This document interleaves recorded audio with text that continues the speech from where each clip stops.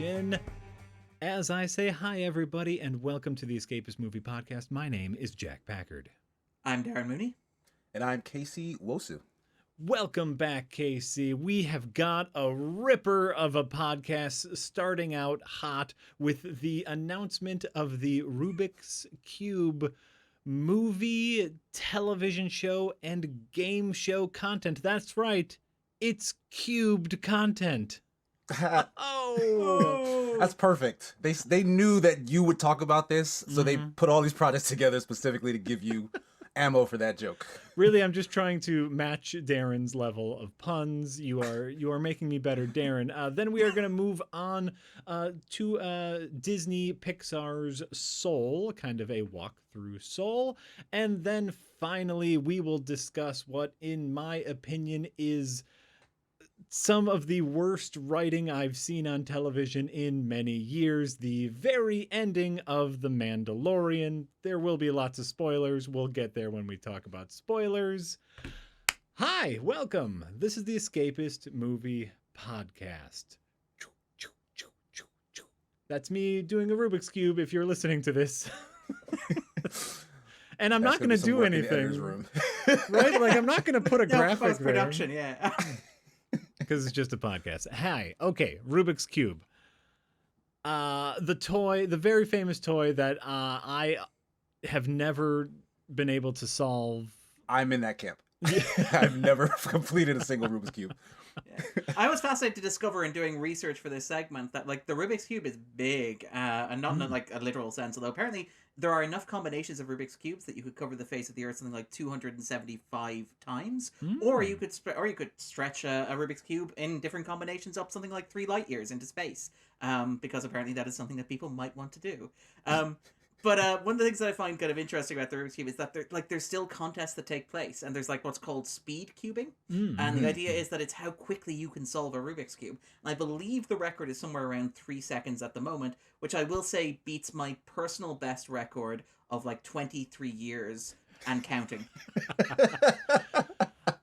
There was a slightly eccentric kid that I went to high school with who had that kind of nerd brain and who just knew like the math behind how you twist it to do it in under a minute. And you know, he would pull that out as a party trick. And he even in detail explained to us there might have been drugs involved. How to do it, and I still cannot figure out how to solve it within hours. So what you're saying is it worked. Like him pulling out a Rubik's Cube in a party and using it to garner attention worked. Okay, yeah. That's fair use. It is hip to be square sometimes. But I found my personal way of solving it is very simple. You just take the Rubik's Cube apart and you reassemble the pieces so that it looks kind of assembled. I thought that was a lateral solution to the problem. It was like, Darren solved this Rubik's Cube. And there we go. You can just take off the stickers and put them on. You can only do that so many times, though. Like, if you take off the actual cube, you can stick them on spindles. Oh, now that's... I was always more fascinated with how the thing functioned, because I do not have an engineering brain. So when you turn like the left side all the way to circle, and then you somehow turn the stuff that's on the left side on the other side, I'm like, how did they like, how are these even connected? Is magnets? I don't know. The inventor of the Rubik's Cube, Erno Rubik, if you were ever curious, was a sculptor and a professor of architecture. That's impressive. That's a little bit of knowledge I learned while looking up the fact that they're going to try to make a movie out of it. But it all snaps into place.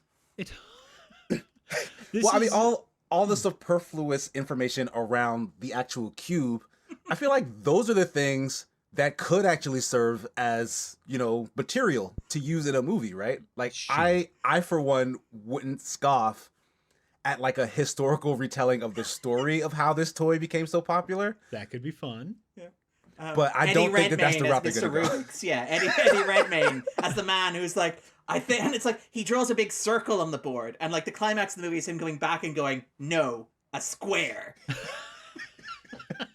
You know, for kids. Yeah. Right. And so it's like, I think, listen, a good movie can be made out of anything. You can make a good movie. You can tell a good story out of any beginning.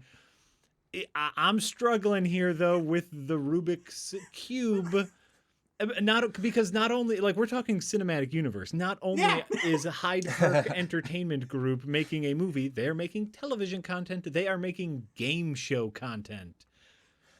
I mean, the game show's the only one out of that kind of makes sense because, like Darren mentioned, there is a competitive element to the Rubik's Cube, like the speed cubing thing. Yeah. Which I'd watch a YouTube video of a bunch of kids, or not even kids, it's probably grown adults, like mashing that cube into all sorts of shapes in like under 3 seconds. Like that could be impressive if it gets really, really competitive. But what is this TV show supposed to be? Like, I mean, you say game show of watching people speed cube. I think like you can go on YouTube and get that. I suspect like the TV game show version of like Rubik's Cube is just going to be the reality TV version. Have you seen the movie Cube? Where like the people are in the Rubik's Cube and like there's a contestant outside who has to like rearrange it. But there are probably like friendly death traps, like Takeshi's Castle, and it's a cube. Yes, like I'm a little upset of, like, at how Wiped likely Out. that seems. Yeah. Like that seems like legitimately what they might do, and that's sad that Right? that's so true. Like you have to answer trivia questions, and if you get it right, you get to move the giant Rubik's Cube. Yeah. But there's someone on the inside who's falling through it, like the game show Wiped Out, and they have to try to get out before you can solve it on the outside. Oh, this is perfect. Yeah. I would 100% watch that. That might be fun. You guys keep selling me on these weird, these weird movie ideas. But I mean, no, I was just gonna say like, if the only thing that really rubs me the wrong way, because like you said, you can make a good movie out of literally anything. But it just seems like this is trying to, because the article I read seemed to mention a bunch The Queen's Gambit, which was that big Netflix show that kind of repopularized chess, as if chess was ever really unpopular. Like it's like a classic game, right? Like it comes with everything. But they kind of reignited a spark. Mozart is popular again, right? Right, yeah, exactly. But it did reignite chess, like in public opinion and whatnot. And it seems like a bunch of people who are affiliated with the Rubik's Cube were like, hey, can somebody do that for us so we can sell more Rubik's Cubes? And like, Can we it just get seems like a cynical Taylor-Joy on a Rubik's Cube movie? Yeah. Like it just seems so marketed. Like it's like I don't like someone didn't have this brilliant idea. Like I could totally make a movie about the Rubik's Cube. Like please let me pitch this idea to Hollywood. I've been trying to get it made for 30 years and they finally accepted it. Like that's what I would want to see. That's not what's happening here. I love the idea of like a screenwriter who's been working on the Rubik's Cube movie for like decades, and all of a sudden he just twists the pitch in the right way, and everything lines up, and it's everywhere where it's supposed to be. I will say actually, what I do find kind of it is worth noting, and I think Jack has mentioned there are two basic companies behind this. I know Jack wants to talk about one of them in particular, but I think it's notable that one of the big companies that is pushing this is Endeavor, which are the artistic agency. I think they're formed between Endeavor Creative Talent and William Morris, the two agencies representing lots of famous people. But they're actually their brand where they produce content is like named in the least, like we're going to put a little frilly dress on what we're doing. It's literally Endeavor Content. That's what we're creating. Content. And they are responsible for such great, majestic things as the Miss Universe pageant and also the World Fighting Championships as well. It's like, I feel like it's kind of interesting that's like, no, this is where we're going now. It's like, yeah, Rubik's Cube, that is the future. Well, right. And it's like all of the press releases that we've been getting from this, yeah, I think like bringing up the Queen's Gambit is a really solid starting point, because a lot of superfluous news that has come out after that is that was a passion project. That was a script that was trying to be made for decades that no one wanted to touch until Netflix was like, sure, get a popular actor, get a good looking actress on there, it'll sell like hotcakes. Take a bundle of cash from the back on your way out. Yeah. Just like, help yourself. Yeah. But yeah, this is coming from the production company, like trying to pitch their product. And Hyde Park Entertainment Group, who brought us such amazing films as Bringing Down the House, starring Queen Latifah and Steve Martin. Cold Moon. Never heard of it. The Children of Huang Shi. Huh? Buck Out Road? Anybody? These sound like adult movies, Jack. These sound like like you're like going the into adult adult version territory. knockoff. Yeah, it's like, no, what's the Twilight version of New Moon, but it's explicitly pornographic? Cold Moon. Ooh, What's like there you go. what's Revolutionary Road but hornier? It's like Buckaroo Road. Well, they've made real movies too, including the Kate Hudson vehicle Raising Helen, early The Rock movie Walking Tall. You know what? That movie's not bad. It's not bad. Yeah. You know what? That movie's The Rock. not bad. Anyone It's but The mostly The Rock, Rock, it would but have been sure. a bad movie. The Rock makes it work. Most notable for making Ghost Rider 2 Spirit of Vengeance. Not even Ghost Rider. Ghost Rider 2. Right. And so it's like, I guess what I'm saying, Casey, is you are 100% right to be as cynical as possible. This is an entertainment group that churns out content trying to make a buck. They somehow got the licensing for Rubik's Cube and said, well, why the fuck not? Well, you kind of have to imagine that it was just like they ran through a list and Rubik's Cube was the first one they found that would sell to them. That kind of very much has the feel of what are popular toys / games? Yeah, like what about Ouija? And it's like, oh no, Blumhouse got there first, unfortunately. It's like, damn it, Lego, no, Warner's, damn it. Because I mean, like, and that's the thing. Like, we talk about like this being a stupid, not necessarily stupid idea, but an idea that we are inherently skeptical of. Because how do you make a story about a toy that is largely about arranging 9 squares that they're all the same color facing the same direction? Mm-hmm. And it's like, yeah. You're like, okay, yeah, that's not necessarily the best story engine. But at least, like, you look at projects, you know, like, for example, the Lego movie, to pick an example. Or even, like, I go with Ouija, which Mike Flanagan did a much better job than that movie deserved, if we're being entirely frank. Or, you know, that's a pretty low bar. And he sails over it. He doesn't even touch it. It's amazing. It's like he didn't even know it was there. Yeah. It's like he doesn't even jump. It's like he's stepping and he's over it. It's fantastic. But yeah, like those movies exist and they can work. But it's exactly the fact that Jack mentioned there, which is we went straight to not we have an idea for a movie and let's see how that works. We have an idea for a shared universe, which should, like, the phrase "we have an idea for a shared universe" should strike fear into the heart of every Hollywood executive. Because no shared universe has magically just materialized into being because a studio wanted it to do so. Think of, for example, the trouble like Warner Brothers had with the DCU. Think about how many times the Dark Universe, like, stopped, started again, stopped, rebooted, went back for reshoots, bombed, fell down. We released an indie film that people kind of liked, so it's like, maybe it's not dead after all. It's like, when has a shared universe ever cohered? Like, the Marvel thing happened, and the Marvel thing happened largely because they took it one step at a time.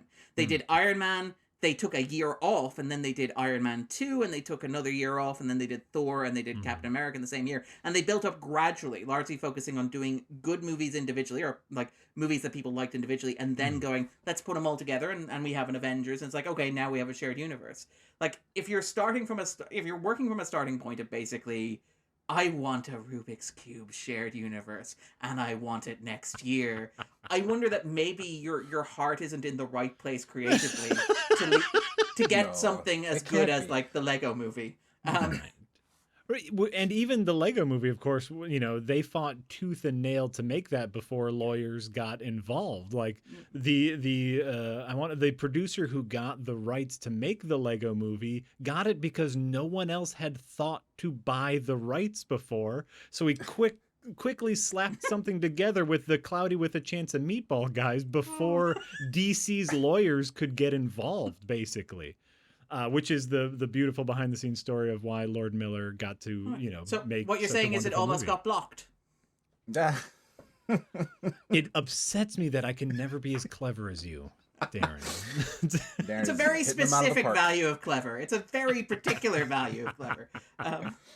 Right, and so it's like, yes, make a Rubik's Cube movie, but give it to someone who is going to stretch it out a little bit. And based on the library titles of Hyde Park Entertainment Group, I just don't think it's going to happen. I'm looking at, like, their upcoming titles here. They are remaking Blake Edwards's 10. Do you guys remember 10? Oh, that's the one with Dudley Moore and what's her face? I feel like I should remember Julie her name. Andrews. Yeah, there we go. Okay. Yeah, I haven't seen 1 through 9. So Fellini's 8.5, and then like Daniel Day-Lewis in 9. It's a very logical progression. I feel like you can jump in with 10 just right away. The All right, 10 is 10. Casey, it's probably more famous for the poster of Bo Derek running in the swimsuit with the braided hair. You've probably seen it like the Let me look this up. You probably For work. Yeah, you have definitely seen this poster of Bo Derek in a swimsuit running on the beach with braided hair. Everyone knows that poster. That's what 10 is most famous for. And the picture of Dudley Moore in the corner. So it's like if your wife walks in and you're looking at this, it's like, oh, it's a Dudley Moore movie. It's a Dudley Moore movie. It's a comedy. It's a comedy, and that's why I'm watching it, because it's a comedy. Okay, I have never seen this before. Okay. Fair. That's fine. So they're remaking 10. I think you mentioned they also made Street Fighter, but not the first Street Fighter. Street Fighter Legend of Chun-Li, which again is like making Ghost Rider 2. It's one of those things where it's like making Ghost Rider or making Street Fighter would raise an eyebrow. Making Street Fighter 2 and Ghost Rider 2 is, Well, wasn't this supposed to be, because I think that was supposed to also be like the launching pad for like another shared universe, right? That Legend of Chun-Li movie. There's supposed to be other Legend of other characters, right? That's exactly right. Yeah, that didn't go anywhere, clearly. Oh my god. I'm just so like as I'm looking through all of their upcoming movies.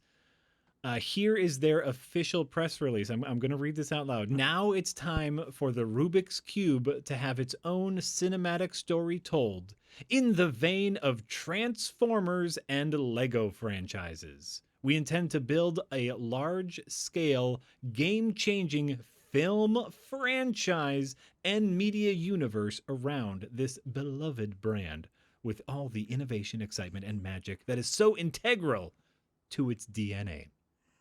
I love the idea that it's like the Rubik's. What do people love about the Rubik's Cube? And most people's answer to that would be the fact that it's tactile, and the fact that you do it yourself, and the fact that you can share it with a friend, or you can pull it at a party and do an impressive trick with it, or the fact that your experience is inherently personalized because the result is so random. But I love that their response to it is no. They like giving us money in order to generate content based upon it. That's what people want from this beloved franchise.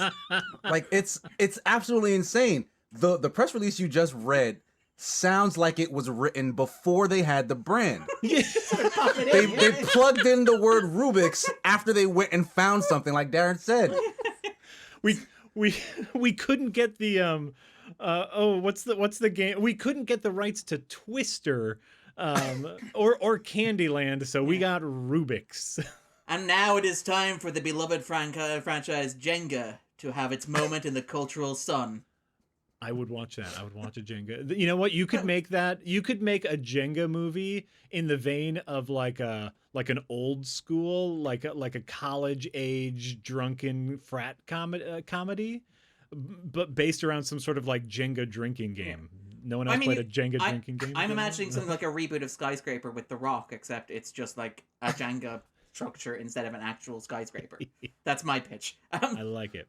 I mean, are you guys leaning towards, I guess, like a supernatural kind of relationship with this? Like, they're gonna make the Rubik's Cube like an entity that either talks or grants wishes, or like there's gonna be some sort of like the cube itself has to be a character. Like that's what we're going for.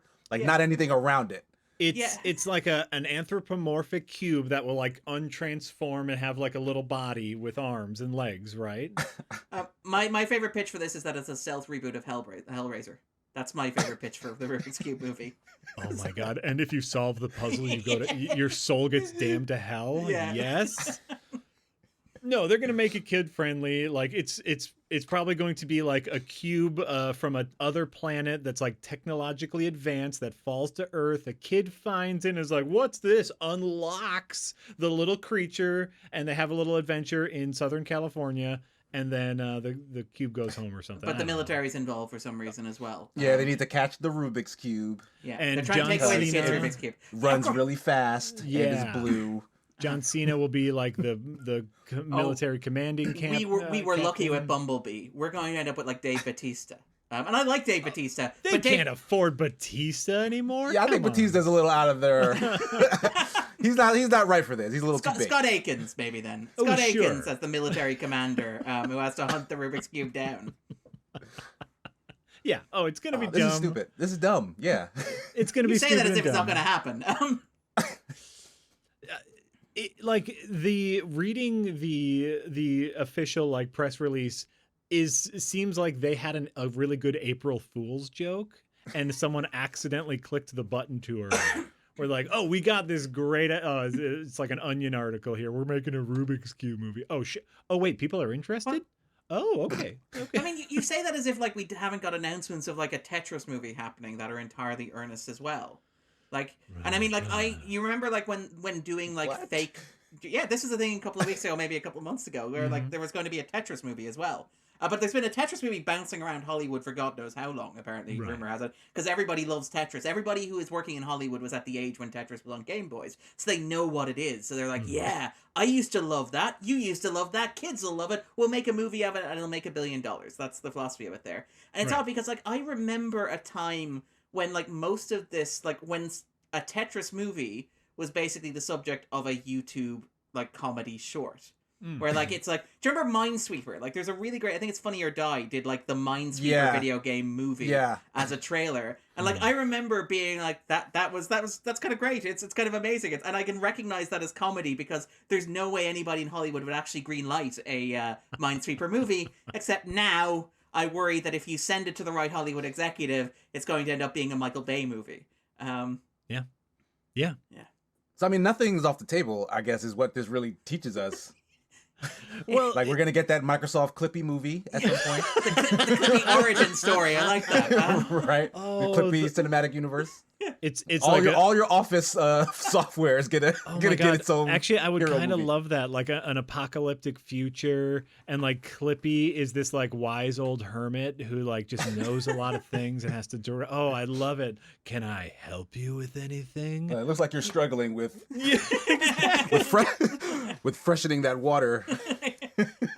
But I mean, you say that though as if it's not going to end something like the Emoji Movie. Do you remember the Emoji Movie from about 3 years ago, right. 4 years ago? I do. They did do that. Yeah, they did, and it's great because that was like, you remember Inside Out, right? People like Inside Out. What if we did Inside Out, but instead of like heartfelt, genuine emotion, it was just product placement and apps that kids recognize from their phones? And what if instead of having a cast of actors that people actually really liked and cared about, we instead paid Patrick Stewart an obscene amount of money to voice the poo emoji and cast, We cast someone who now will not be named because Yes. right. No, and I guess like to me that's the real button on this story is like it's an incredible example of just scraping the bottom of that barrel, seeing what's left over as far as like we need some sort of brand that people recognize that we can attach a bullshit sci-fi script to, and that's all this is just like, what do we come up with? Rubik's Cube. You want to know what's terrifying, Jack? I don't even think we're near the bottom. I don't think there is a bottom. I think there'll be time like years from now where we'll go, remember Rubik's Cube? Well, Rubik's Cube 4 was kind of underwhelming, but at least Rubik's Cube 1 through 3 had things to say about the current political moment. I mean, they're I think they're that's much a better. good point. They're much better than the fidget spinner franchise, I have to say. Yeah, because people actually like and respect the Rubik's Cube as a toy. Like, what if we start getting into the toys that people hate and don't like? Oh my God. Yeah, I guess you're right. Like to me though, like we have to hit a point of entropy where we just run out of brands, right? Right. Welcome to late capitalism, Jack.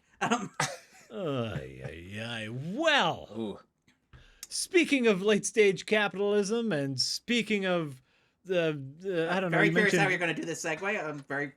because I thought you were gonna say that something was soulless. Ooh, Yeah. Oh, I like that a lot better. So we'll go with that. Let's move on to Pixar's newest feature, Soul, dropped Christmas Day here in the States. I And know. worldwide. Oh, and worldwide. That's very nice. On Disney Plus.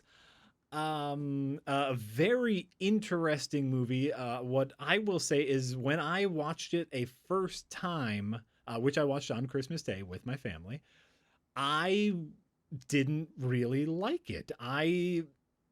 I didn't know what they were trying to say. Upon a second viewing, I understood the themes that they were going for, but that's my biggest complaint so far with Soul is it's a little bit of plot soup. So it needs more than a Soul viewing, is what you're saying. Yes, that's exactly what I'm saying. I think they are attempting to dump everything in the kitchen sink into all of the plot points, but at the end of the day, I think it has a very good message. It's very well done. It's very heartfelt. If I were being snide about it, I would call it Mr. Holland's purpose. Some old fogies might get that reference. Thank you, Mr. Richard Dreyfuss. But yeah, no, I mean, actually, this is something I'm really curious about because I've seen Soul a number of times. I think I've seen it about 4 times to review it. I watched it over Christmas with some people because I was in contact with other human beings, which was fantastic, only briefly. I remember what people were like. But also then I watched it myself as well for this and for another podcast that I did as well. And I'm kind of curious about this because this is something when I watch Soul... I am a 33-year-old man. I can therefore relate to certain themes in Soul that have to do with like the meaning of life, existential despair, the idea of finding a purpose or a spark, and kind of contemplating what your time on Earth really amounts to and what makes that time on Earth worthwhile. And as I know that both Jack and Casey are parents, and they've watched this movie, I'm assuming, I just wanted to ask you guys, what was it like watching it with kids? Because I don't imagine many kids like have the same mindscape that I am, where I'm like, am I doing the right thing with my life? Is my life going anywhere? Is it going to mount any greater purpose? Amazing question. I'm glad you brought that up because I only watched it the one time, but my son actually did watch it multiple times. So I caught other viewings of it because the day after Christmas, he wanted to rewatch it because he wasn't paying, I guess, full attention the first time. Oh, okay. But weirdly, and this could be my fault, but weirdly, my son has a weird obsession with death. So, like, he'll ask a bunch of questions about, like, oh, does that mean that someone has died or this person died? Or, he's kind of fascinated by the concept. Yeah, so when this movie comes along that kind of talks about, death, the great beyond, the great before, stuff like that. Yeah. He watched it again and asked me, is that real? Like, is that real? Like, is what they were saying in that movie, like, is that what it is? I'm like, nobody knows. All right? The answer is we don't know. The answer is we don't know. That's like, the correct answer, it's a representation of very big, heady existential questions. And like the fact that a movie that is geared towards kids took on existentialism as a topic, that alone kind of blows my mind. Like, they should be commended just for that fact because it's something that really isn't talked about a lot in children's media. Right? And weirdly enough, there are young kids like my son who is 7 who are fascinated with death, and not like in a morbid way, but just in a like, what does that really mean? In a curiosity way, absolutely. My youngest as well is very around that age, very like talks about death a lot. Right, like kind of puts some people off. Like, can you stop?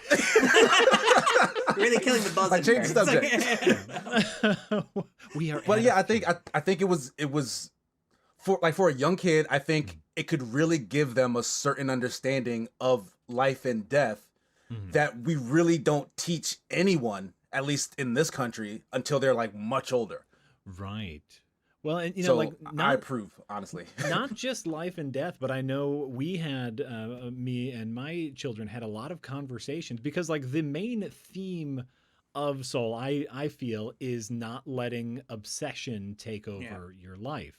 And so we had a lot of conversations about, being in the zone or like being obsessed with something and having or turning it. What did they call the creatures in the movie? Lost souls. The lost turning souls. Into a lost soul.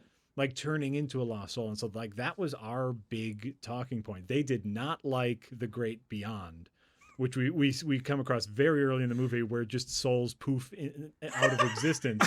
They did not like that idea at all. To be fair, it's more that you don't see what's on the other side. Like, I've read a bunch of interviews, and they're very much like, we didn't want to show what was on the other side, because that gets into all sorts of like thorny stuff where it's like, oh, are you saying this religion's right or that religion's wrong? It's like the great beyond can be whatever you want it to be. It can be reincarnation if you believe in Buddhism. It can be like a traditional heaven if you're like Catholic or Christian, or it can be, you know, non-existence and oblivion if you tend to believe that yourself as well, if you are a particularly dark individual in that respect. But like they said that like that's one of the problems. That's why we didn't show what was beyond the light. The great beyond was just this big kind of concept, because that's not what we wanted to focus on with the movie. So I actually I like the aspect that they left that up to kind of like... Oh, I appreciate the artistic intent, but like that creeped my kids out. But like I do love, and you know what, we had very similar conversations after watching Inside Out, which I feel Inside Out is a really, you know, it's obvious, it's like Cliff Notes of mental health awareness, but it leads to good conversations about like validating emotions. And here it's like, oh yes, it's okay to be into something, but don't let any one thing control your whole life. And beyond all that, beyond death and obsession and art and the meaning of life, there's a little bit where a man is in a cat. Yes, I wanted to talk about that, because that's kind of what I was wondering with kids, because I've talked, like, this is the thing where they like, loved that. Yeah, because that's exactly what I was wondering, because I've talked to a number of people, I think I even talked to you off mic about this, because it's like, when you talk to adults about soul, they're like, man, that was really deep and profound, and it asks very important questions about like the nature of existence and obsession and finding your place and finding a groove and finding the zone and like being content in yourself. But also there was a weird body swap element, which the trailers didn't even hint at, and was just there for an act, and then kind of went back at the end with no real reason to be there whatsoever. In that, like, you get the sense that, like, you need 22 to be in Joe's body in order for Joe to learn how to be a better person, but you can just have Joe being a disembodied soul, and it would work just as well. He does not need to be a cat. We do not need to reboot the Kevin Spacey 9 Lives movie. Although, let's face it, if you are going to reboot something, you might as well reboot something that nobody's probably ever going to watch again, for reasons that we're not going to get into on this podcast. But I did wonder if the body swap into the cat was designed to basically keep kids watching, because I know from talking to parents, there are basically two streams of Pixar movies, and again, that's a gross generalization. I know Pixar people are going to be upset with that. This is I acknowledge after you, Dan. They are coming They're after me. Coming after you. Like trust me, if we upset people with this podcast, the Pixar fans are going to be the nicest ones about it. Let's be frank. The Rubik's Cube people, they're very into what they're talking about, and we're going to be talking about Star Wars later on, so I'm sure everything will be fine there. But with Pixar, right? I would argue, very generally, very broadly, like accepting this isn't an ironclad rule, there are generally two schools of Pixar movies. And one school is the school that is arguably just a slightly more advanced, mature, and kind of intellectual and adventurous version of like conventional children's animation. So films like, say, Finding Nemo or Finding Dory, or arguably, I would say, Toy Story 2, maybe even Toy Story 3, where they're like a genre movie about, like, you know, anthropomorphic objects having great adventures. And, you know, you can thread in big ideas there, but the big ideas are there kind of secondary. There's also for the kids, like, cool adventure set pieces, and there are chases, and there are jokes, and there's cool characters, and there are toys, and it's great. And those movies are kind of, you know, adults love them, but kids love them as well, because, hey, who wouldn't want a giant, like, Sully teddy bear to take home with them? Right, and then on the other hand, you have the kind of school of more, let's call them awardsy Pixar movies. So films like, for example, Up, I would argue, is one of these, where you open with a 10-minute montage that involves the death of, like, the main character's love of his life. Or movies like, I would argue, even like WALL-E, where, like, in the second half of WALL-E, you get an adventure movie, but the first half is largely a silent ode to, like, being alone and wanting to connect with another soul, even if that soul is inside a robot, for example. Or even, like, I would argue, say, Inside Out, because, yes, it does have an adventure road movie in there, but its primary metaphor is it's okay to be depressed or sad sometimes, which is a very important message, but is a very weighty one. And, like, it's notable, those are the kind of movies that tend to win Oscars. And, like, even earlier this year, you have Onward, which is, like, Onward has big, heavy themes as well. You know, not to spoil it for anybody who hasn't seen it yet, but things around the death of a parent, which is a very heady subject to deal with, but is also a fun adventure road movie with a bunch of magic stuff in there, and a wry sense of humor, and a road trip sensibility, which kind of is broad and accessible. And I wonder, and, like, obviously we know that, like, in the Oscars, this year's Oscars, the animated contender from Pixar is not going to be the fun road trip movie with elves onwards. It's going to be the solemn meditation on the life's purpose in Soul. And I absolutely. And I do wonder if, at least part of the motivation for putting Joe's soul in the cat for the middle act of the movie was, yes, but what about the kids? Because kids love anthropomorphic animals, and kids kind of love that goofy 80s body swap sense of humor. So I do wonder if, like, that was kind of like throwing a bone, where it's like, okay, fine, we'll do this serious, weighty meditation on what a soul's purpose is and what the meaning of life is, but also there's going to be a funny cat. And that the kids will love that. And I'm kind of curious, like, I know Jack mentioned that, like, your kids kind of perked up as soon as the cat appeared, as soon as the body swap happened. Was that with... with me? Oh, yeah, I was wondering with with Casey, is the same with yours? To be honest, I don't think so. Right. Like, it was honestly the depiction of the afterlife that really like drew my son in. Like the stuff about, you know, running around on the planet, like he was less interested in.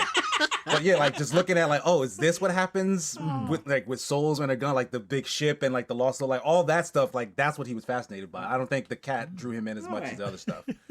No, and you know, my kids are they're cat kids. They just like if they see a picture of a cat, they will like drop whatever they are holding, and so like that's very specific to them. But like I think this is why I do call it a bit of plot soup. I do feel like putting his mind in a cat's body was wholly unnecessary, and yes, just there to perk up any kids that, you know, needed the attention on the screen. And I think like if you look to Inside Out, something very similar with like Bing Bong, the imaginary clown elephant who cries candy.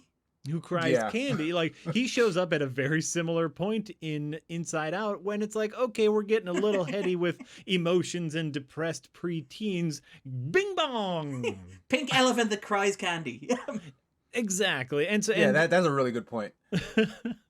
But I mean, like, the problem is that, like, Bing Bong has this big arc where he, like, you know, mysteriously, like, he basically fades into memory. He disappears. He sacrifices himself so that Joy can get out of there. And it's this big touching, like, I wet my eyes kind of moistened at that sequence. Whereas, on the other hand, I don't think anything involving Mr. Mittens in Soul ever really got my eyes to kind of glisten even. I mean, like... Well... There was the good gag where when he does enter the cat's body, they show the cat's soul on the conveyor belt. Because we're like, wait, what happened to the cat then? And it's like, oh, it's dead. Okay, that's kind of dark. But the cat does come back later on because obviously when it's it does. And that is apparently because cats have 9 lives, and they actually apparently considered animating that for the closing credits, which is cool. Oh, they wanted to show. I would have loved that. The cat getting back. I didn't put that together. Yeah, but they said that it kind of messed with the tone of the movie. Yeah. No, the cat comes back. Everything's fine. Yeah. I really thought they were gonna make a cats don't have souls joke because, you know, cats are generally depicted as cruel and weird.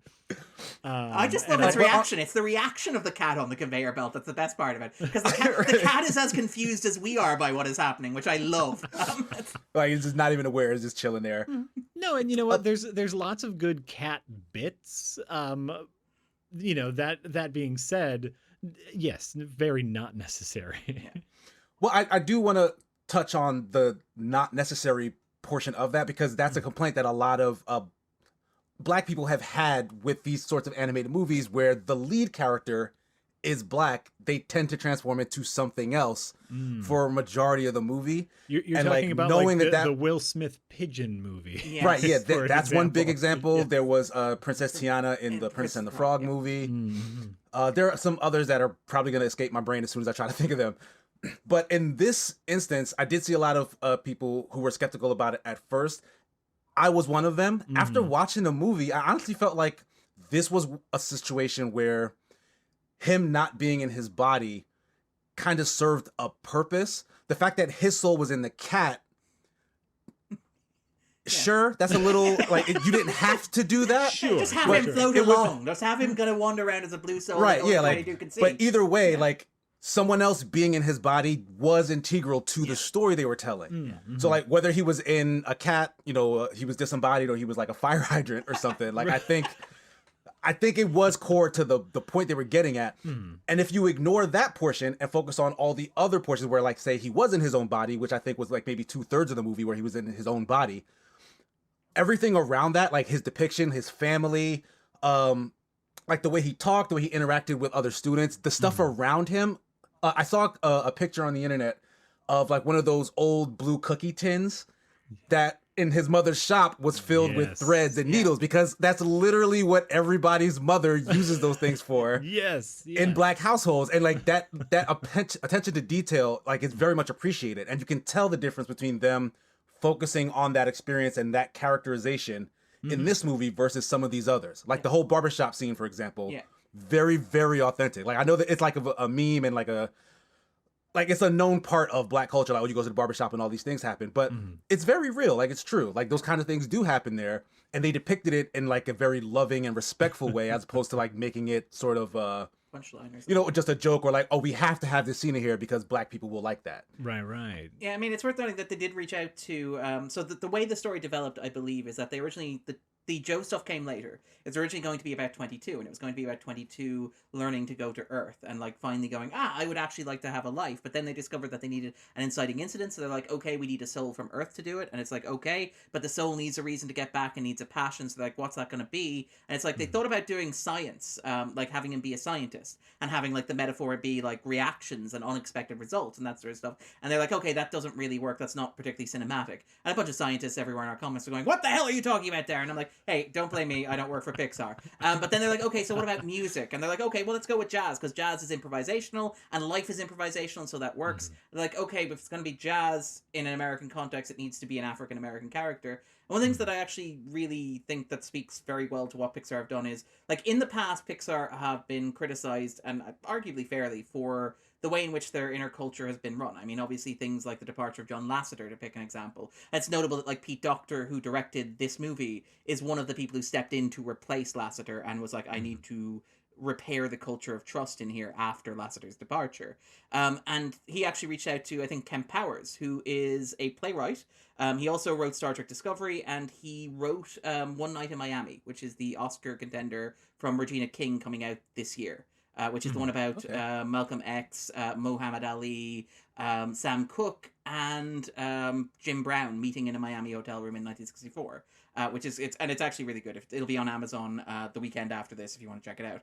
But he came in and he apparently built it from the ground up, and like he added stuff like Casey mentioned. He added the barbershop scene because he's like, it was really supposed to be a bar. It's like no, to do it in barbershop. But also little touches like, for example, the bit where he holds out his hand and tries to get a taxi, and he says, "This would be tough even if I wasn't in a hospital gown." Little touches like that that are apparently very true to the experience. So I think it's remarkable that they did that. Apparently they also brought in like everybody from Questlove to Quincy Jones to Davy Diggs, who has a small role in the movie, and he also raps over the closing credits as well, which I love. If you listen to it as well. But I do think like the movie worked very hard to make that happen, and I'm actually really glad that they did. I like they put in the work. Right, and then another thing, and I feel like I've mentioned this at some point when I was streaming with Jack, but I love a movie with a good title, and this title is literally and figuratively, and then again literally, describing the movie. It's about souls. The movie has soul, and then soul is the music that's being played in the movie. Absolutely. As somebody who likes wordplay, I was like, yes, I approve of this. Like it's beautiful. Like I love that. I love that so much. A+++ based on just the title alone. Oh yeah. I mean, like I said, my one complaint with the movie is that it feels like three different concepts kind of smushed into one movie. That being said, it has a very clear 3-act structure. In that, it's three different movies with two central characters. Exactly, but that being said, like we could, if I wanted to be an incredible arty farty fuck, that would also kind of go along with the theme of the movie, which is like the sloppy, chaotic nature of life. That was not intentional, but if I want to be an arty farty fuck, the other thing that needs to be mentioned is the weird animation choices that they made. The astral beings being these two-dimensional, always Picasso-esque kind of figures. They're drawn in a single line, which I actually really loved. Apparently they're the hardest to animate figures, because how do you draw a two-dimensional shape in three-dimensional space? How do they turn and stuff like that? I love the Jerrys. I actually love the design of the Jerrys. The Jerrys, Terry, of course. I love Terry. Terry is my soul animal. Terry like when they get during the and this isn't a spoiler because this is the first 5 minutes of the movie. Like during the title animation, the death animation, we get the black and white fractals, this weird 2001: A Space experimental Odyssey in black and white and animated by Pixar. Yeah. It's honestly like overwhelming just watching that title sequence because of how beautiful and chaotic it is. The soundtrack to the movie, I'm sorry, not the soundtrack, the score to the movie being done by Trent Reznor and Atticus Ross, who most people will know as the creative forces behind Nine Inch Nails. Like it's a very like light, airy techno being done by Trent Reznor. I love it. Like again, he's really good apparently. Oh no, they're phenomenal. Like, I mean, they've had a really good career in film and television. Like last year, they did Watchmen, the TV show. They did the entire soundtrack to that, and it was amazing. If you haven't listened to the soundtrack, it's amazing. None with a Motherfucking Gun is a fantastic piece of music, and their rendition of Life on Mars is very worth listening on Spotify. And they also did the soundtrack to Mank earlier this year, and other like awards contender as well. They're fantastic, and obviously they did like The Social Network, and they've worked with Fincher a lot. But they're phenomenal. Sorry, I cut you off, Casey. No. I was gonna say the same thing. Like Trent Reznor's been doing like movie and TV show soundtracks for like a really long time now. So like that shock has worn off that he was the front man for Nine Inch Nails. Well, and like it's fresh in my mind because like for we just got done watching it the second time with the family, and like we go through the credits, and I noticed this time I was like Trent Reznor and Atticus Ross, and I'm talking with my wife, oh how funny, like they're doing this, and my kids are like, who's that? And I was like, oh, that's music we won't allow you to listen to. Like he's a classical musician from your perspective. Yeah, he's a golden oldie. He's an oldie. He makes oldies music, and we wouldn't let you listen to it right now because it's so inappropriate. And he made the music for this, and they're like, "How funny!" So, but yeah, it's like I do feel it takes a few watches just to kind of settle into the rhythm of the movie. But at the end of the day, it's really beautiful, and it has a very strong and poignant message about the dangers of obsession and or apathy, which is kind of the flip side of obsession. And yeah, just a beautiful little movie. Yeah, and I think that that thing that you mentioned is the thing that Pixar do remarkably well as storytellers, which is that most animated movies were constructing a story like this, and the basic gist of the story, which you'll get from the trailer, is not a spoiler, is Joe Gardner is a middle school teacher who has long aspired to be a jazz musician. He lands an audition with Dorothea Williams, who is a massive soul performer and saxophone player, and he lands that audition. He's going to play with her that evening. This is his big break. This is the moment at which everything he has ever wanted comes together. And then he dies. And Joe becomes convinced that he's going to get back to Earth. He's going to fulfill his purpose. He's going to do what he was always meant to do. And most children's movies, and most movies, let's be frank, not just children's movies, most movies would go, yeah, Joe, yeah, that's it. Like, Joe deserves this. Joe has earned this. Anybody trying to stop Joe from, like, living his dream or fulfilling his purpose is a terrible human being who hates joy and absolutely cannot stand the idea that somebody else is succeeding and enjoying their life. And you're meant to identify with Joe, viewer, because don't you want to live your dreams? And that's the best thing a human being can do. And what I really love about Pixar movies, and it's most Pixar movies, but in this case in particular, is that they take that premise and they go, no, but actually, if you think about it slightly and turn it on its head, what if you follow that idea through to its conclusions? And what if, and hear us out here, maybe being singularly obsessed with one thing and treating like a performance on a stage one night as the entire meaning of your existence maybe isn't the best way of living your life. And I find that's a really mature idea to cram into a children's film, but it's also a really mature theme to cram into any movie. Yeah. I think I saw a really great tweet. And again, we talked about Wonder Woman 1984 last week, so we're not going to do it this week again. But somebody pointing out that the big two streaming releases, like Christmas Day, right? The big two streaming releases. The streaming release that was aimed at adults was Wonder Woman and Captain Kirk try to stop the Mandalorian and his magic wishing stone. And the movie that was aimed at children was, are you wasting your life? Does your life have a purpose? What is the meaning of existence? And I kind of love that. Yes. That is so true. Wow.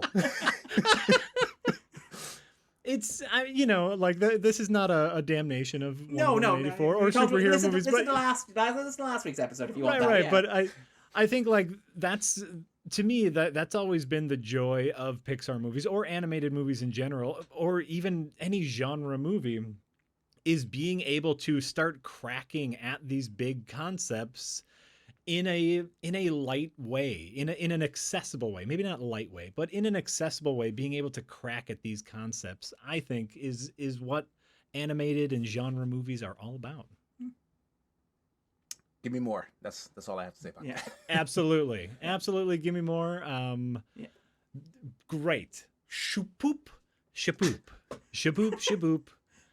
That's Cars. And I thought Jack was auditioning to play with Dorothea Williams there. Oh, I can scat with the best of them. I play the spoons and I scat. That's what I do. Skitty bop, boo wham. Is that what you mean by scat? Because I'm kind of glad if that's what you mean by scat. Don't Google that. Yeah. Don't Google Yeah, that. I thought it was. Don't type that. Yeah, don't. Don't Yeah, type that. yeah. That'll get you on a list.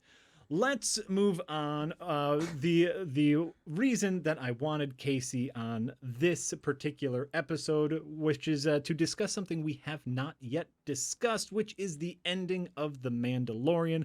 Last time we had you on, I know you are a big fan of the Star Wars Clone Wars cartoon. Yeah, specifically the Clone Wars. Specifically, Star Wars as a whole. I love that. But specifically, I love the Clone Wars. I think it's fantastic. Star Wars is okay. Right, and last time Star Wars is just a delivery mechanism for the stuff I actually like, which is the Clone Wars. exactly. It's like the grape that you squeeze. But last time we had you on, we were talking about some of the things that they were adding into The Mandalorian, and you were very excited about that. Now we get to the conclusion, which I personally feel landed with the wettest of farts. And so I wanted to make sure we had a nice counterpoint on here as far as my old curmudgeonly ways as someone who is a fan. By the way, we are going to be talking about not only the ending of season 2 of The Mandalorian, but quite specifically, I will be talking about the last 5 minutes of season 2 of The Mandalorian. Pre or post credits, or both. Pre-credits, we can talk post-credits. That doesn't concern me much. The last 5 minutes pre-credits, some of the worst writing on television. All spoilers for season 2 of The Mandalorian or The Mandalorian in general. Thanks for watching or listening. If you're leaving, because this is all spoilers all the time. Mandalorian. Let me just hold this. Fucking Star Wars, man. Here's I think this I'll start with my very snide tweet about the ending of The Mandalorian, which is that I think that the person who the show is named after should have something to do during the finale of their own show. Yeah, my big radical thought. Yeah, my big like thinking when I was watching like those final 5 minutes was playing in the back of my head on a loop, and it's a completely inappropriate loop, but it just got in there and just kind of wedged and just kept playing. You know Pulp's Common People? You know the song Common People? You know, where he's like, watching roaches climb the wall, but if you called your dad, he could stop it all, yeah? And it's like very much that what you get at the end of The Mandalorian is the Star Wars version of calling your dad so he can stop it all, so that you don't have to actually do the work of resolving your particular story arc, or your particular plot, or your particular season, because don't worry, Daddy's here, and he's got a big green lightsaber, and he's definitely, oh man, yeah. For anyone who's watching, listening, who doesn't care about spoilers and hasn't seen it, yeah, sorry, we need some context for that. We'll get you some context and then we'll dive into it. So the season 2, midway through the season 2, Baby Yoda, Grogu, gets captured by the baddies. Mando assembles a badass squad of assassins and mercenaries and continuity references and continuity references to all go attack the main bad guy ship, rescue baby Grogu. They do I'm gonna say an adequate job up until an even worse baddie re-shows back up. They are all stuck within the pilot section of the ship, not knowing what to do, bracing for impact, when Luke Skywalker shows up and murders all the robots and saves them. And they quite literally watch it on TV. Yeah, Grogu touches the TV. Listeners can't see, but I'm touching the webcam the way that Yes. Grogu does. And it's very much meant to be, this is what you should be doing at home, listeners. Yes. You can caress Luke Skywalker. We're, Caress we're, him. We're talking about Stroke the his lightsaber. Mandalorian. Stroke it. Slowly. Start slowly. The titular character of our show, the leader of Mandalore themselves, a sniper, Bo-Katan, Bo-Katan, yes, a sniper assassin. Who else is stuck in there with them? Cara Dune's there, isn't she? Gina Carano? Yes, that's right. That's right. And This Fennec, crazy, yeah. crazy muscle lady yeah. with the Wen. big gun is in there. They got themselves a team, and they watch it on TV. Yeah. Son of a bitch. It's very much establishing a hierarchy. Like, it's very much, and I know, I'm sorry that I keep doing this, because it's like, I know maybe people enjoy The Rise of Skywalker, and if you do, more power to you. If it brings you joy, be happy in that and accept that. Right. But, that said, that sequence at the end of The Mandalorian reminds me so much of The Rise of Skywalker, where The Rise of Skywalker is very much like, hey, you know all these new characters that we introduced, and we spent years helping you care about, or help the audience care about. You know the way that there are people who like draw fan art of these characters together, enjoying each other's companies. They maybe even have portmanteau names for how much they enjoy people hanging out. They make like sitcom-esque videos of like Grogu and Mando hanging out together. You know, they have the Kylos, which are their own thing, which we're not going to get into in this particular podcast because I've done enough with the Rubik's Cube people already. But yet you have all these fandoms of these young and exciting and next generation actors, and then you know what we're gonna do? We're gonna call in all of their dads and uncles and people from the earlier movies. So it's like, hey, Kylo Ren, we know he's probably, he might seem like he's a big bad guy, but you know who's a bigger bad guy? Palpatine. And he has returned somehow in my favorite line reading of the trilogy.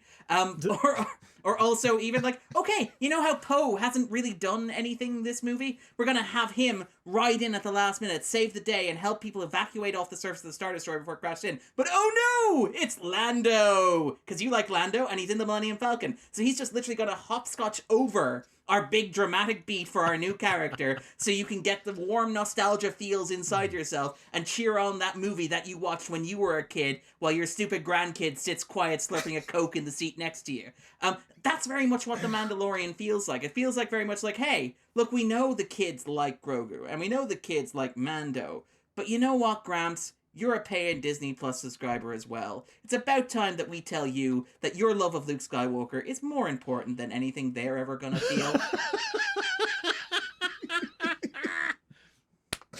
Well played. That is absolutely legitimate. I agree wholeheartedly. Like I said, I'm not the biggest Star Wars fan. Like that stuff, like Luke Skywalker doesn't do it for me. Like I know how important and powerful he's supposed to be, but when a Jedi showed up to save all their collective asses, in my head I was like, I wonder who that could be. And like I was genuinely interested to learn who this new mysterious Jedi could have been. And when he took off his hood and it was not Luke Skywalker, but Mark Hamill's young digitized face under the hood. Cartoon Luke Skywalker, right? Like my mind immediately exploded and then imploded back into itself. Because it was like, oh, that's crazy that they did that. And then went like, wait, why the f- would they do that? And then he says the line as well. He's like, may the Force be with you. And you're like, I feel like, it's like half the Star Wars fandom just came. It's like...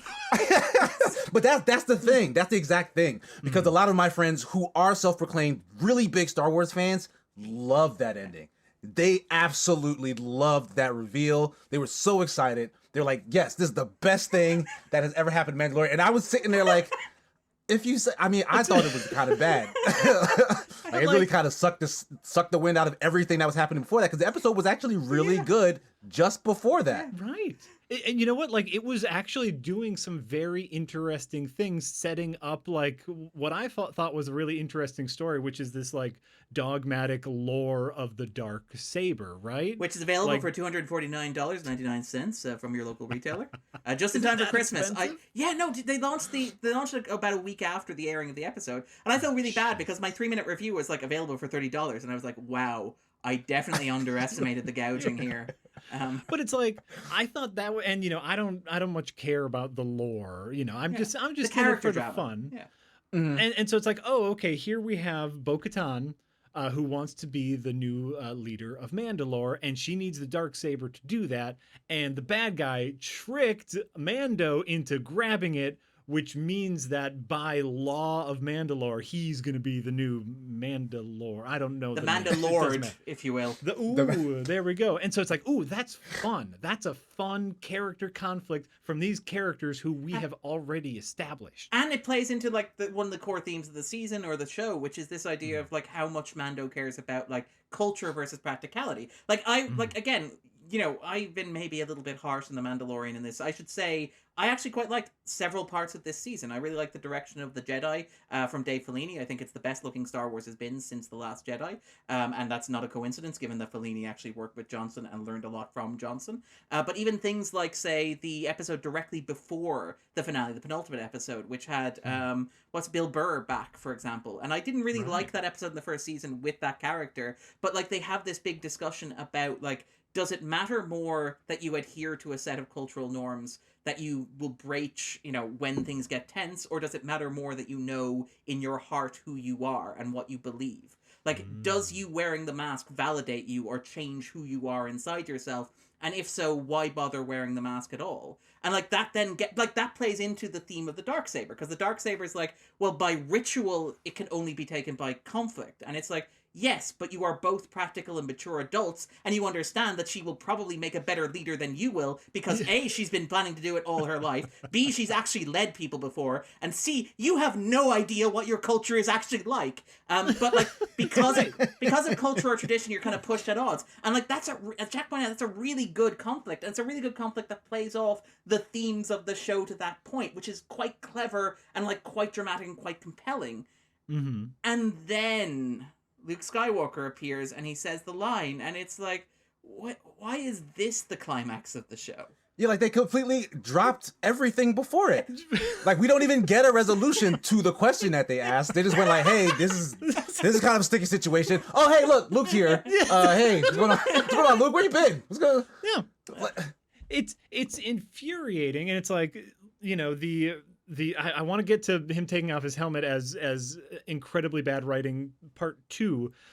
To go back to Luke coming, that's incredibly bad writing 1, which is we have a payoff with no setup. And like that's the thing, is that like the setup, you could tell, like if it was Ahsoka, at least Ahsoka was teased before, and she's a Jedi, so at least Ahsoka being there would still be fan service for Clone Wars fans like myself and KC. But like she's a Jedi, she's badass, that's cool, and she's getting her own spin-off show. Like she takes, but she's literally the one who told them to go, like I can't take him. Go send him on this mountain, and the Jedi will come. And then she comes. But that would have been her. That would have been her character turn. It's like, you know what? I told you I couldn't come because I was working on some stuff. Like had some dialogue. Oh, but I'm coming to save the day because it's not important. Think of the first season where you have like IG. Is it IG-88 or IG-11? I think it's IG-88. The character who's voiced by Taika Waititi, the robot, basically, and like the robot's arc is, I'm going to kill the baby. Oh, whoops, I've been reprogrammed. I am now the perfect nanny / killing machine. But, like, have that character arc, but for Ahsoka, where it's like, actually, I put some thought into it, and I decided that, like, my shit can wait. Helping save a helpless, defenseless child is more important. Thank you, Mando, for allowing me to guest on your show, where you are the protagonist, and for you to teach me, who is a guest character on your show, that I can continue on my arc in my own show, which will be available on Disney+. But, like, at least in that way, there's a clear hierarchy of needs, where it's like, okay, Mando is the center of the show. Mando's arc is reflected in the arcs of other characters. Mando is the most important character here, and we can accept on good faith that Ahsoka came to an epiphany due to her time with Mando. As opposed to, here's a character that these people have never met before, will likely never meet again, has never really been indicated or set up in any real way outside the fact that maybe Grogu was going to call a single Jedi somewhere in the universe. So, gee, I wonder how big the universe is and how many different Jedi there could be.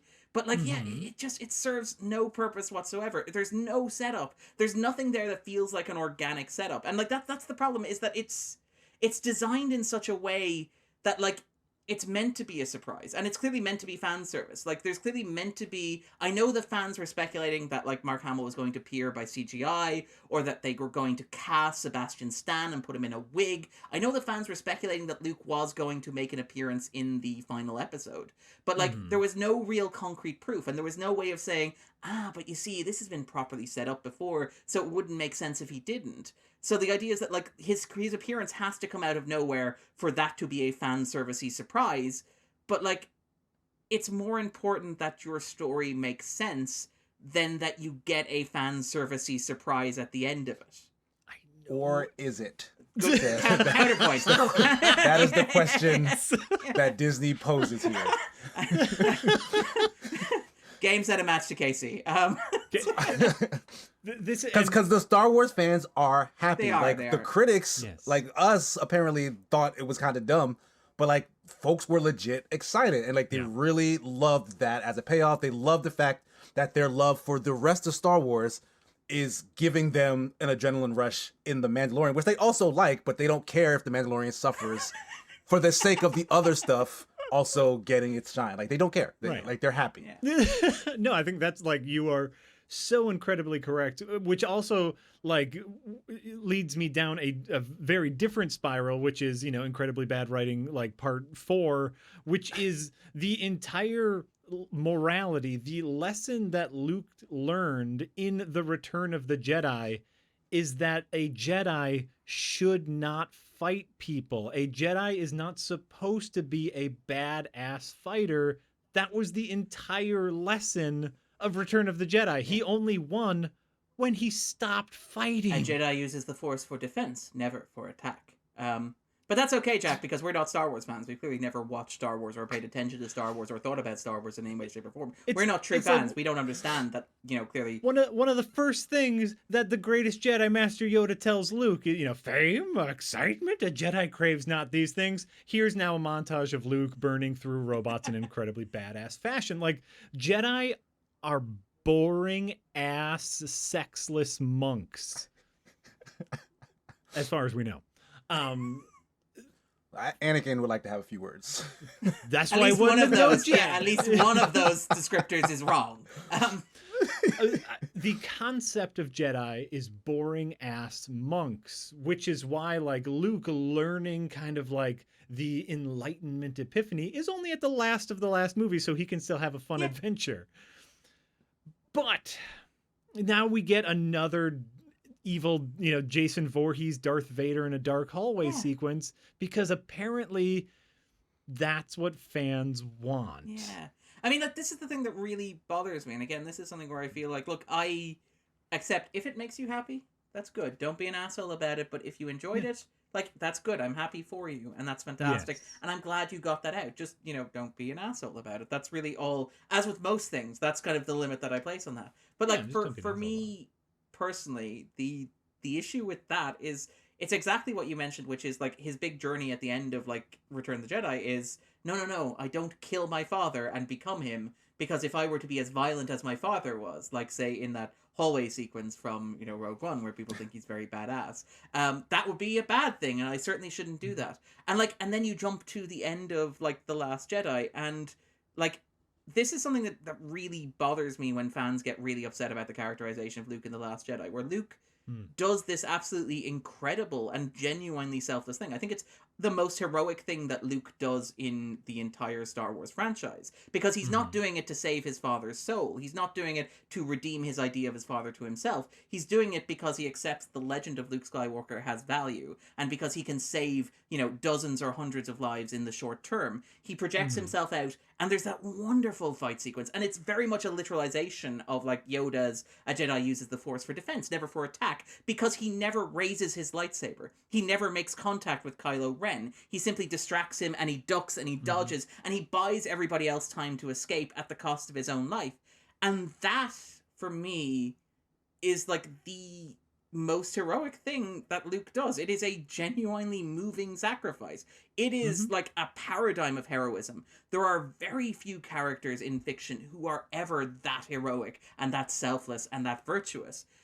And I find myself a little troubled by the fact that a lot of fans are like, That's not my Luke. That's not the Luke I want. That dude is just a wimp. He's not a man. He's not doing anything macho. He's not beating up. He's not like chopping up droids in a corridor. It's not, that's not the Luke that I grew up with. That's not the Luke that I want on screen. I want a Luke who's badass. I want a Luke who cuts through stuff. I want a Luke who tears through droids. And it's like, and you watch that sequence in, in sort of that finale of The Mandalorian, and you were like, this is like, I understand that it's like edited like a Jason Voorhees slasher movie, and it's thrilling in the sense of getting your adrenaline running, but like, who in their right mind would give a child that they loved and cared about to a man who had introduced himself by hacking and slashing his way through corridors full of, yes, admittedly, machines rather than people, but let's be honest, if they were stormtroopers, they were probably going to get the same treatment.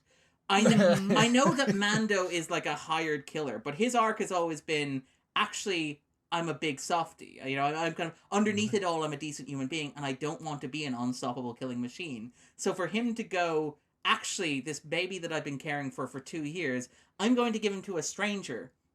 Who's an unstoppable killing machine who doesn't appear to have any remorse. In fact, he kind of like smiled and winked at me and said something which is like an Arnold Schwarzenegger catchphrase because I've got no context for it. What is the Force? Why do I care about the Force? Have they even used that? Yeah. Has he ever used the word the Force? Or like, I know Ahsoka might have mentioned it to him. Maybe Ahsoka did, yeah. Maybe Ahsoka did, but it's very much like a Schwarzenegger catchphrase. You've seen this dude force his way into the ship. You've seen him force his way through a dozen droids, and he comes up and he says, "May the Force be with you," and you're like, okay. Are you attacking me? Like, we're cool. Yeah. We're your friend. And yeah, like we talked about this a little bit last time we talked about The Mandalorian, which is where it's where storytelling and brand management are colliding, and to me that was season 2. At its crescendo is storytelling and brand management, and it's like and it's like, what did we really want from the story? Did we want Grogu to go and train with a Jedi, or did we want him to maybe stay with Mando? Maybe that was the lesson. That was all I'm saying. Jack, you're missing the point. Next season, CGI Harrison Ford is just going to drop him off because he's been too much trouble. Now you're talking. Now, that's how we know that Grogu doesn't end up inside Kylo Ren's like massacre at the school. Although I would absolutely love it if Disney had the balls to like make Grogu one of the Knights of Ren. Just like put him in like one of those little red bodysuits and have him waddle around Starkiller Base. I love it. Something I do want to mention as another like tenement of bad storytelling, and this one might be a little more controversial, but I thought so like let's ignore all of like the Luke stuff and the fact that like our heroes that we've been following had nothing to do during the finale of the show. Let's ignore all that for a second, right? I just want to shoot to Giancarlo Gianni solving a Rubik's Cube while this is happening. Oh yeah, so Giancarlo Esposito. Sorry. Yeah, he's got like just sitting down there. Yeah. Moff Gideon thing. Like you get that 3.4 seconds. You guys done yet? No. Okay. Because the real ending is of course the resolution of Mando and Grogu, right? Like their relationship. This is a big moment for them, and as an audience, our catharsis is when Mando removes his helmet for Grogu, right? Oh, and he does the little touching thing. Grogu like touches his face. His sweet little Pedro Pascal face. Which he can only do because he removes his helmet, because he's like, oh no, this is me. This face is me, right? But this is very bad writing, because as an audience, we've already gone through this with Mando in literally the episode before when that was his big crisis of faith.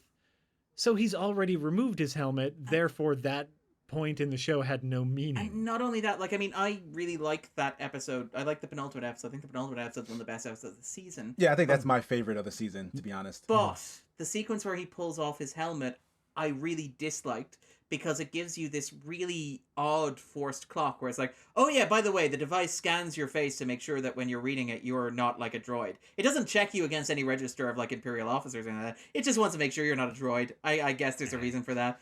You're not wearing a mask. I don't know. Maybe it wants to make sure you're actually reading it instead of just holding up a stormtrooper mask and being like, yeah, I read the briefing. It's okay, Bob. I got it all here. Whatever reason the logic is there. But it's like, I will start an alarm in 5 seconds, and it's like, okay, fine, I got to pull off the mask.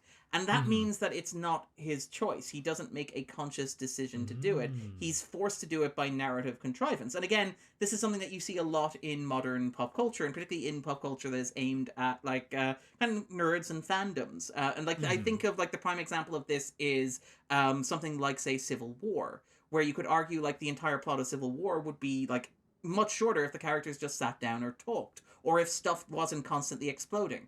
Nobody in Civil War makes a conscious moral or political or philosophical or social choice. Everything happens as a direct result of something else in the plot. So, and nobody makes a stand that is like extremely principled. Think of like the ending of the movie. Like the point of Civil War is that you, and sorry, this is not a Civil War podcast, but this is something that I think is a problem with like storytelling in general these days, and I'll get into why in a moment.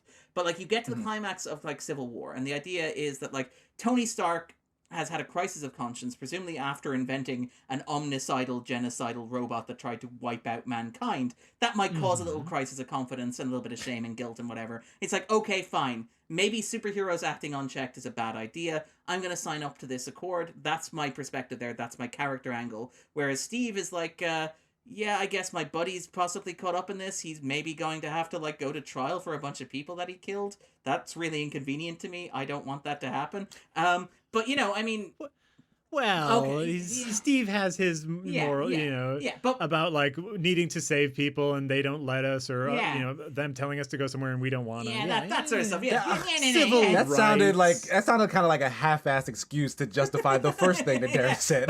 But my point is though, like 100%. my point is though, like Civil War refuses to have Tony and Steve make principled moral decisions. So like for Tony to put his line in the sand and say, no, I genuinely believe that us being vigilantes who act completely unchecked without any qualification whatsoever is a bad thing, and we should not do that because that is like one step towards either omnicidal robots or like dictatorship or the burning down of, say, I don't know, prominent places of government, if that were to happen, from a random example of what happens when you have crazy hero worship for some reason. I don't know. But anyway, the movie refuses to do Darren, that. these obscure references, I just don't So we're so understand what's fantastical. happening. Yeah, I can't even I don't even know imagine. where I you just get have these to ideas. pluck it out in the air. But like, the movie refuses to have like Stark do that.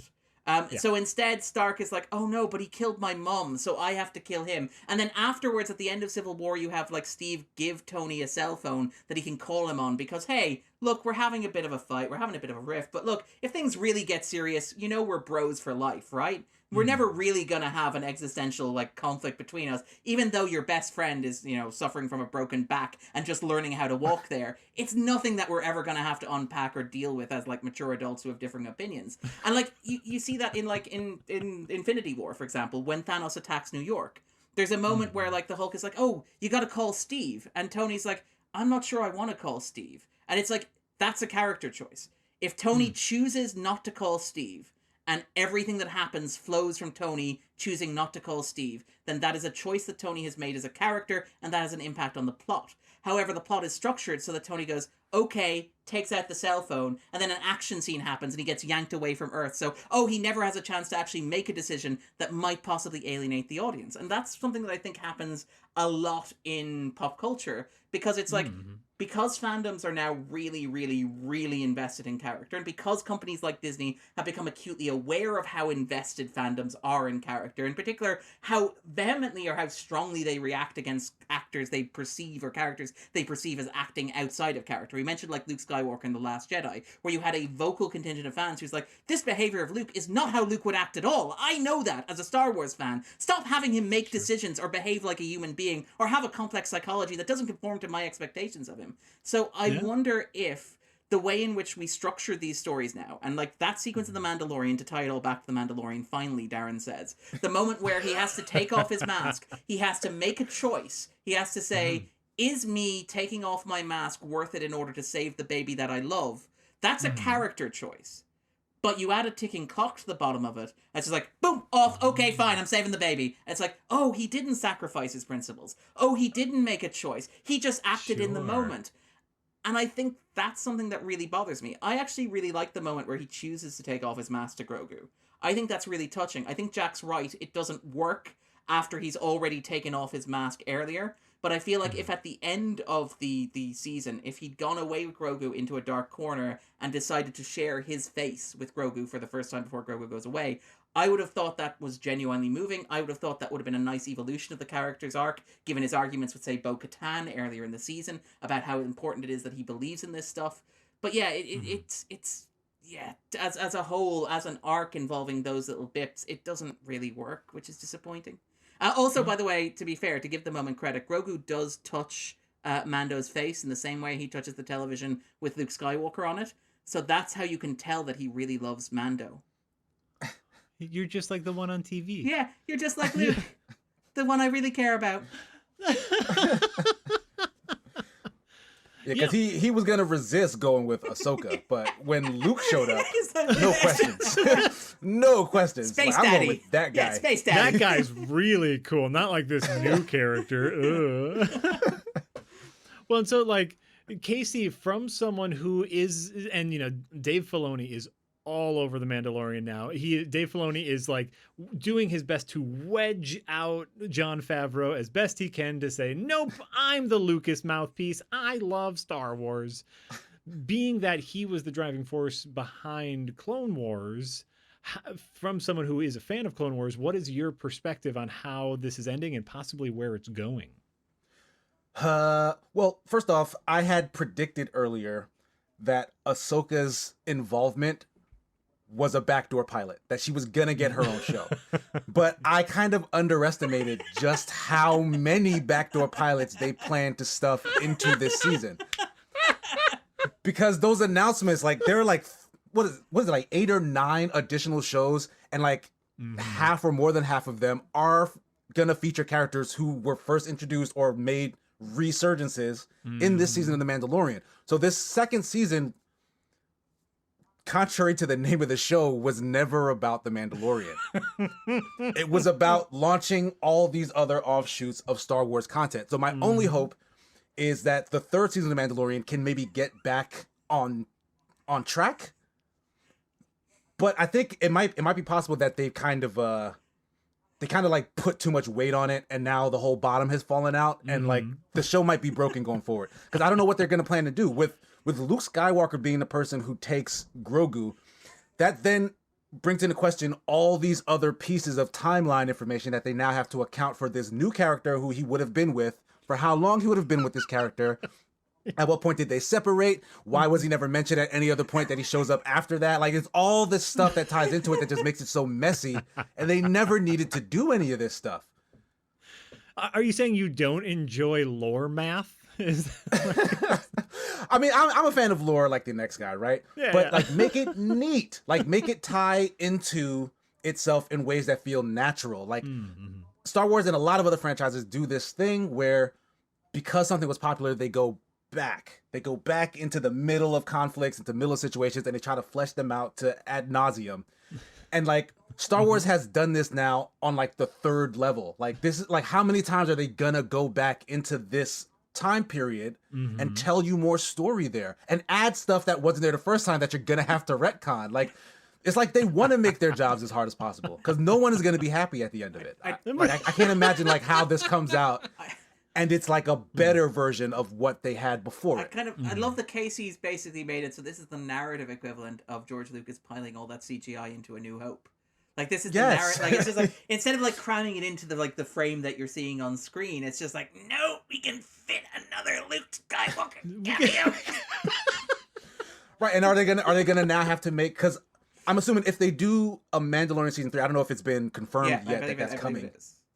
It is? Okay. There's a crossover event coming December this year as well, which may or may not be the Book of Boba Fett. Oh, jeez. Okay. I thought that was its own separate show. But... So did I, but it's somewhat hazy. There's so much Star Wars. There's going to be... Yeah, there's too much Star Wars. But if they do come back for Mandalorian Season 3, I'd imagine we're going to get a time skip. There are going to be years that pass, because they're not going to have you First of all, it's probably very expensive to keep that much CG Mark Hamill on the screen. So they're probably not going to have an extended period of him and Grogu having adventures. Right. Also, that wouldn't include the Mandalorian.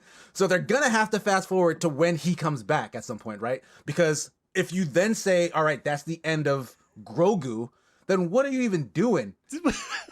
2 Like words. the whole Mandalorian plot was about him and this kid. Like, what the hell is it now going 2 forward? words. He's gone. Baby Chewbacca. Fuck you. I would turn off. I would absolutely turn off the show. I at that feel like the Mandalorian can just cycle through. It's like, okay, baby Ewok, that's the next level here. Like, just rename it to Mando Babies. Mando baby.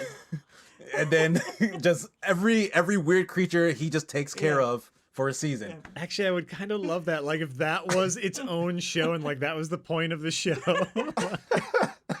Like, but I mean, you are so correct. The entire reason why everyone fell in love in season 1 was because of the relationship between Mando and Grogu.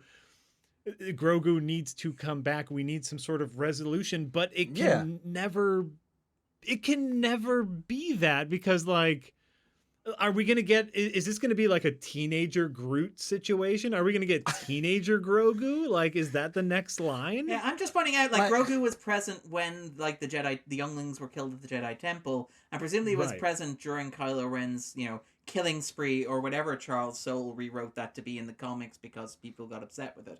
But, like, I'm just saying there's a linking factor between these two tragedies involving deaths of large numbers of young Jedi. And, I'm just saying Grogu's one to watch out. He did grow up with one of the universe's most respected bounty hunters. Ooh. But that's exactly what I'm saying. At some point, because I don't think they're gonna tell us that story yet, like the story of Luke and Grogu's training. But at some point, they will. It's either gonna be in a book, in a comic, whatever they do. They're gonna tell us that story too. And it's I don't care about that story.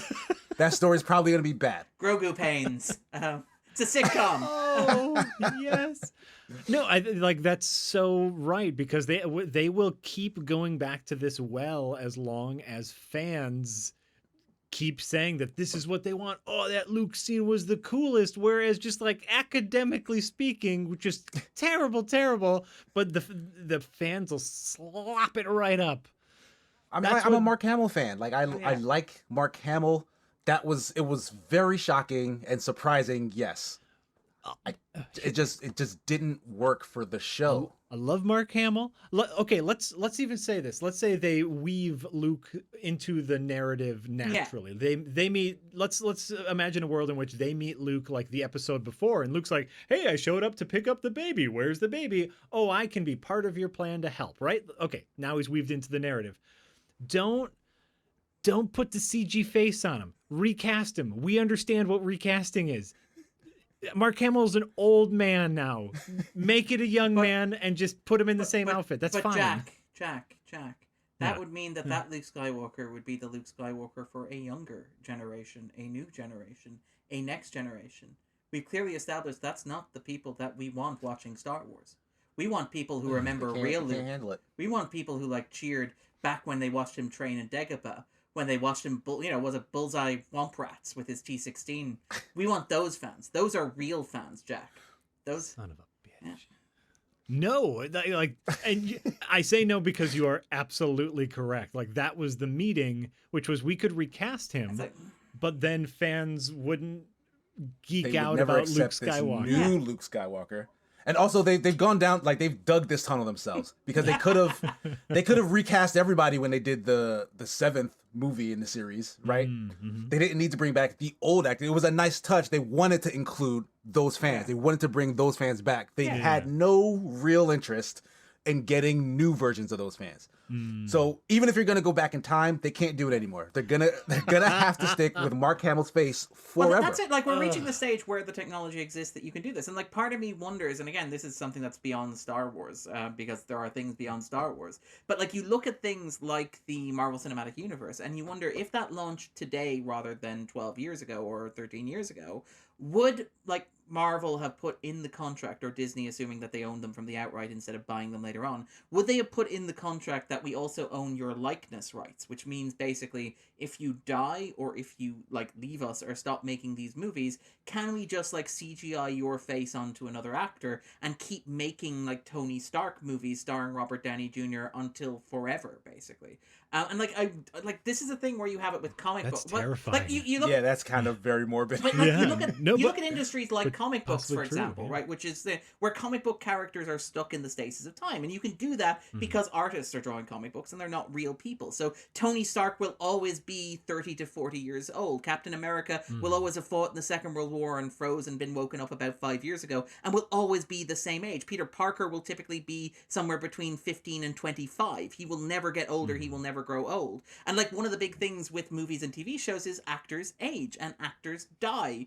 And you know, I mean, it's really morbid that we've reached the point where I'm like, and yes, it's really it breaks my heart when actors die, but at least that means you can't keep making movies with the characters that they played. But yes, at least you can. But now they they can. And now, Yeah. will they is the question. Because obviously they did it with Peter Cushing back in Rogue One. And that was fun and interesting and kind of weird. And I thought it was an interesting experiment. But now I look at this and I'm like, is somebody at Lucasfilm or Disney going, look at the reaction that we got to this. Look at like how much they loved it.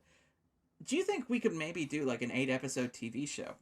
And like, I can't imagine that God. conversation hasn't taken place. Well, Yeah. and like with Mark Hamill, who is an established SAG actor, that they're going to have to jump through a lot of hoops to get that done. But with new actors and actresses who are eager to get into the business, who will be more than willing to sign away their face for a paycheck here and there, we have some really eerie Well, issues. I mean, isn't one of the things that, again, this is something I think Joanna Robinson made the point of, so I'm not taking credit for it, but she observed that, like, one of the big arguments for, like, Kylo Ren repairing his mask at the start of The Rise of Skywalker, outside of being a gigantic metaphor for what The Rise of Skywalker was doing in narrative terms, and a very terrible idea in its own right, was that it made it easier to include Kylo Ren in is it the Galaxy's End or the Galaxy Edge theme park, because you just have actors wearing the mask on the set. And like it meant that if Adam Driver, who is a notoriously private person who values his artistic integrity a great deal, it is arguably like one of the greatest actors of our generation right now, and therefore probably not going to tie himself down to doing promotional videos for Disney theme parks. So if he were to decline to do that, you could just hire a vocal impersonator and have a guy wear a mask that looks like Kylo Ren's mask, and therefore Kylo Ren, your intellectual property, is in your theme park and your theme park ride now. Which was really, really depressing. And I look at things like Gemini Man, and I look at things like CGI Mark Hamill, and I'm like, how long is it? We're not there yet, but how long is it before this becomes a thing? And it'll be a trial run first. It'll be like, oh, let's try and make a whole movie with a bunch of actors from like old Hollywood. And it'll be a fun experiment. It'll be like, but Wasn't there already? There was already something I read. James Dean dog about movie. James the Dean. James Dean dog movie, which is again like the Rubik's Cube movie. Seems like a bunch of people ran their finger down like the phone book available properties. Like James Dean dogs, we got it. Yeah, they're gonna make a CGI James Dean movie. I haven't heard anything about that in the past year, but that was kind of like a flag in the air, and I was like, Yeah, like that's gonna, I think, be the testing ground if that ever sees the light of day on how accepting people are of this kind of thing. Because it's weird. Because like it's gonna be the older generation who gives a shit about a James Dean movie. In all honesty, like I don't care about James Dean. He means nothing to me. But like older people are like, oh, a James Dean movie. Will they be freaked out by seeing this digital rendition of an actor that they knew and liked for an entire movie? Like, because they could be very repulsed by this. In which case, it could basically fall on its face. Because I know, like, young people who don't care about James Dean are probably already like, well, that's kind of crazy that you would break a deck. Like, why not hire a new guy? Like, the only saving grace for that kind of thing is the fan base. And if the elderly are very scared about technology, which is just an assumption, maybe they'll like it.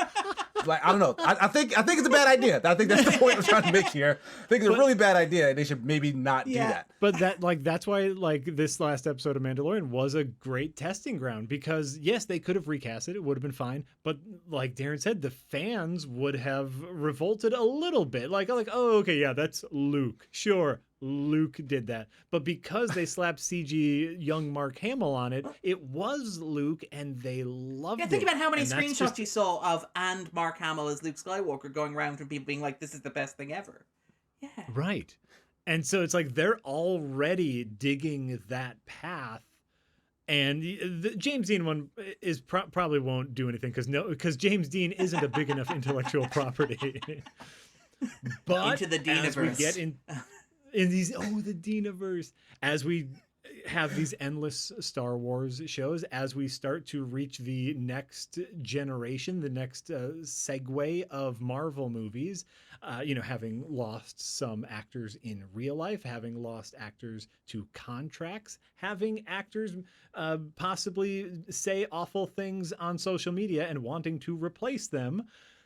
They're like, we're going to start putting little pins and making a little path and just reducing people to their face.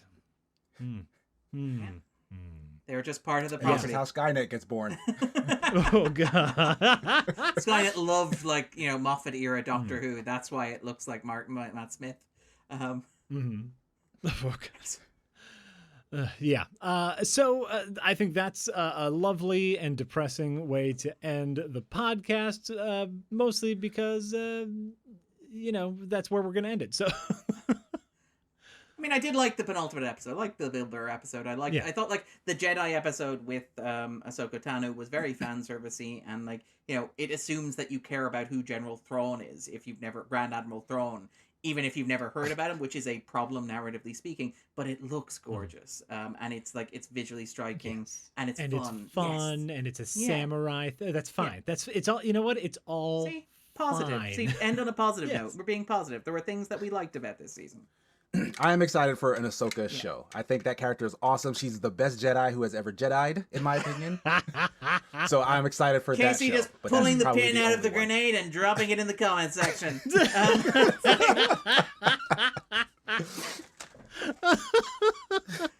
Yep.